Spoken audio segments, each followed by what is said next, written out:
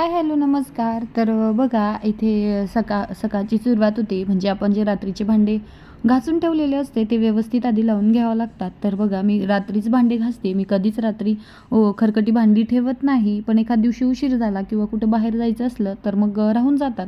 पण शक्यतो मी रात्रीच सर्व भांडी क्लीन करून घेते. तर सर्वात आधी सकाळी काम असतं ते आपलं भांडी लावून घ्यायचं आणि त्याच्यानंतर माझी असते देवपूजा. तर देवपूजा बघा, तर मी देव उजळवते. तर देव मी हे गुरुवारी किंवा एखादा सण असेल, अमावस्या असेल, पौर्णिमा असेल तर उजळून घेते. नाहीतर रोजची देवपूजा ही एक एक देव मी तामणात घेऊन धुते आणि परत त्यांच्या जागेवर ठेवते. तर इथे माझ्या देवांना आंघोळ घालून झालेली आहे.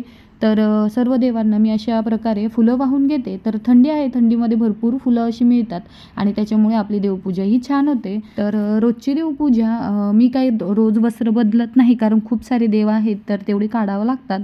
तर मग मी काय करते, फक्त एक एक देव घेऊन ते धुवून मग त्यांच्या जागेवर, म्हणजे त्यांना अंघोळ घालून परत त्यांच्या जागेवर ठेवून त्यांचे हार वस्त्र घालून घेते आणि त्याच्यानंतर अशा प्रकारे फुलं वाहून सर्व देवांची पूजा करून घेते. तर आता माझ्याकडे छापे आहेत वारांचे. तर मी ज्या त्या वारी जो त्या वाराची रांगोळी काढत असते आणि रांगोळीवर सुद्धा हळदी कुंकू काढत असते. तर बघा माझ्या कलशातील नारळाला कोंब आलेला आहे. आता तो मला बदलायचा आहे, पण मी एवढ्या लवकर तो काही बदलणार नाही.